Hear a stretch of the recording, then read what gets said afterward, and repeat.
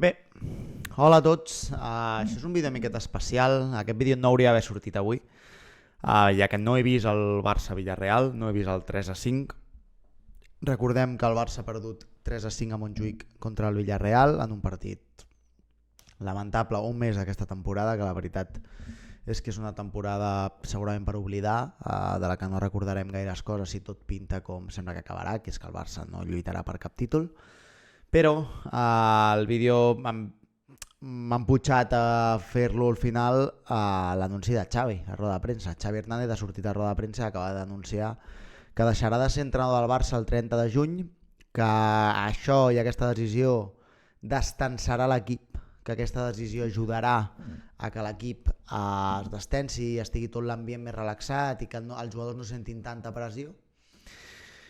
A mi em costa de creure tot això, la veritat, però ja que l'anunci és excepcional, doncs entenc que el vídeo ha de ser excepcional. Intentaré parlar una miqueta del partit perquè he vist un resum molt ampli, hi he vist imatges, hi he vist històries, però el vídeo es centrarà en la decisió i en l'anunci de Xavi i intentar entendre tot plegat una mica perquè m'està costant, creieu-me. Primer de tot, crec que la decisió, tots els arguments que ha donat Xavi a roda de premsa són arguments que també li serveixen per deixar el càrrec avui mateix. Per tant, no entenc per què es decideix fer... tinc hipòtesis sobre per què es decideix avui aguantar fins al 30 de juny i per què no plega avui. La meva primera hipòtesi és un tema de que no hi ha un substitut clar i que a més el tema fair play financer i el tema econòmic no permet al Barça fer un canvi d'entrenador ara mateix. Aquest és el meu primer argument i el primer que he pensat quan Xavi ha dit que marxava el 30 de juny. El tema de destensar els jugadors, a mi em costa de creure que Xavi arribarà a l'entrenament de demà, exigirà als jugadors al màxim i els jugadors veuran un home amb una mortalla posada que plega el 30 de juny i em costa de creure que amb tota la bona voluntat del jugador els jugadors treguin al màxim sabent que l'entrenador no seguirà. Això em costa molt perquè aquesta situació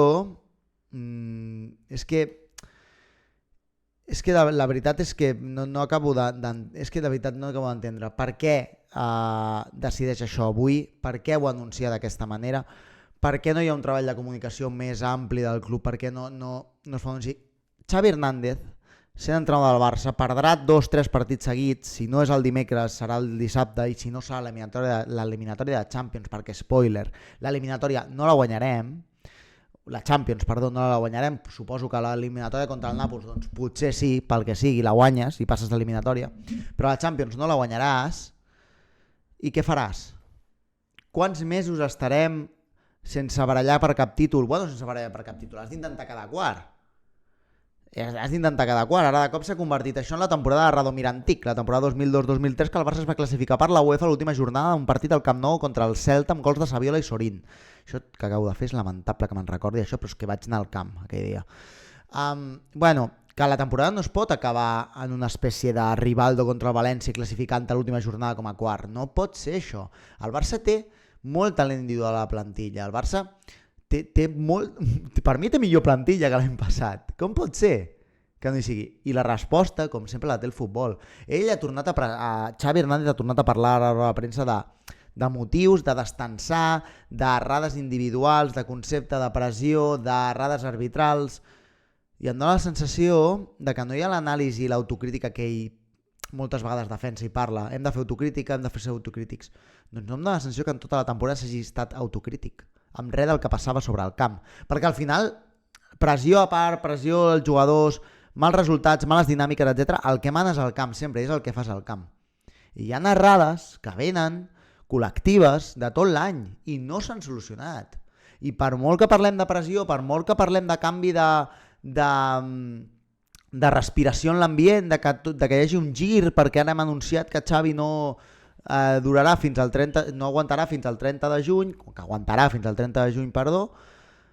no em dóna la sensació de que això dongui un marge i un temps per treballar aquestes errades i aquest treball tàctic de camp que es necessita per millorar. No em dóna aquesta sensació.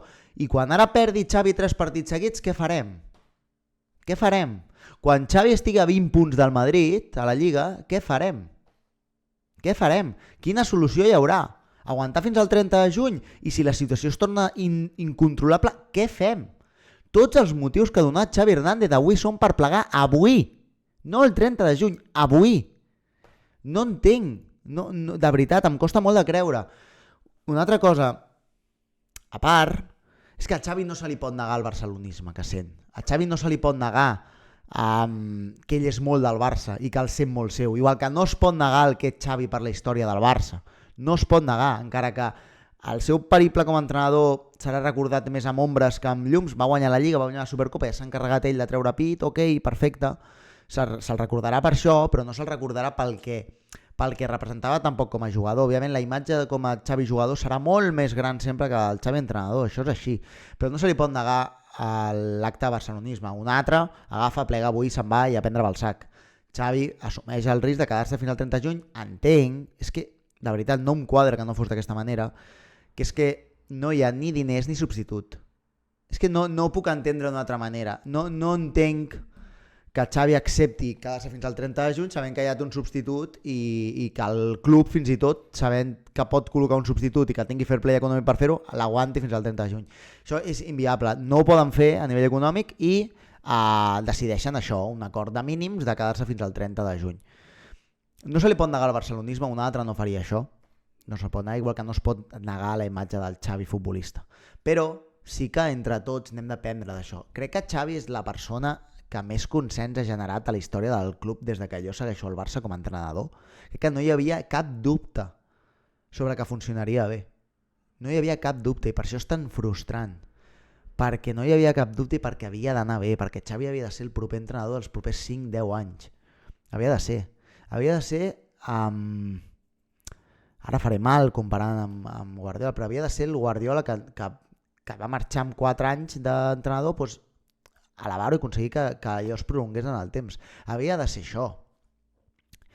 I no ho ha estat. Però no ho ha estat no per situació econòmica del club, no per agafar un equip entre aigües, no ho ha estat perquè no ha treballat bé, és a dir, perquè tàcticament el Barça no ha estat treballat bé, perquè no ha aconseguit que el Barça jugui bé, perquè no ha aconseguit encadenar partits on el Barça sigui mínimament reconeixible, perquè no ho ha aconseguit. Va guanyar una Lliga l'any passat defensant molt bé i marcant gols en moments puntuals i fent una espècie d'estoicisme i d'aguantar que és molt respectable, és molt envejable, però no, sincerament no era el que molts creiem que aconseguiríem quan vingués Xavi. No ho era. I no ho ha aconseguit. Dit això, respecte màxim sempre etern a la figura de Xavi, però s'ha de fer balanç i s'han de prendre decisions, i decisions més valentes, crec, des de dalt ara. Ara estic parlant a nivell de club. Si és un tema econòmic, si és un tema fair play, que ho diguin, de veritat, que ho diguin. I suposo que entre tots ho podíem entendre i encara valoraríem més la figura de Xavi entrenador. Encara la valoraríem més. Perquè diríem, collons, aquest tio que ara mateix podria fotre al camp, no ho fotrà perquè té un sentiment de club, que el té, de veritat, que el té. Però si s'expliqués, quedaria molt millor. Tot plegat. No ho sé. Molt desubicat per tot plegat. No m'esperava que fos tan ràpid. Quan ja he vist que trigava molt a sortir-lo a la premsa, ja he dit, ai. Sabeu què passa? Que no veig una solució clara. No veig cap on ha de tirar. No veig cap on ha d'anar el Barça. Sí, ok, ahir va sortir l'anunci de que Klopp plega del Liverpool. Klopp ja ha dit que l'any que ve no entrenarà ningú. Estem d'acord que Klopp seria un dels noms que ens tornaria a col·locar a dalt a nivell tant d'expectació com segurament de resultats.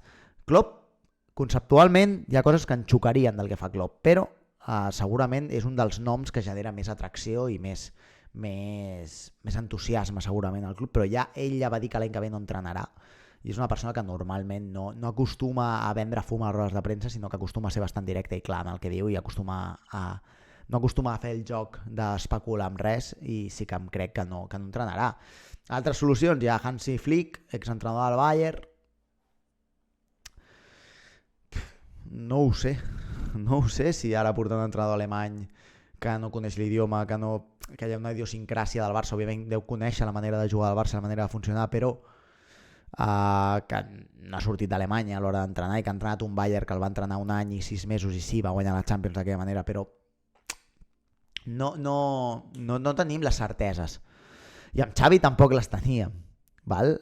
Una de les coses que hem de començar a aprendre i hem de començar a valorar els entrenadors per com entrenen i per com funcionen els seus equips sobre el camp i i no deixar-nos endur per la imatge d'aquell jugador genial, del millor migcampista de la nostra història. És que Xavi Hernández segurament hi ha Leo Messi com a millor jugador del club per sobre de tothom i millor jugador de la història, i darrere a nivell de club segurament ve Xavi, o sigui, és que és molt totxo Xavi Hernández com a jugador. Per tant, jo entenc que generés tot el que va generar, però faríem bé, perquè a mi també em generava aquesta il·lusió, d'entre tots aprendre'n i entre tots fer una valoració i dir hem de ser més pacients i hem d'esperar i hem de tenir més paciència i veure com funcionen els equips amb els entrenadors i donar temps, òbviament, però és que crec que Xavi sí que ha tingut el temps que cal per tenir un entrenador que almenys el seu equip avança cap a alguna cosa, i crec que el Barça ja feia mesos, ja feia temps que no avançava cap a res, al contrari. Dit això, acabo ja el vídeo perquè és un vídeo una miqueta especial. Parlant del partit, he vist el resum, és un desastre com defensem. O sigui, el pitjor Villarreal de la història et fot 5 gols. O sigui, un dels pitjors Villarreals dels últims 10 anys et fot 5 gols.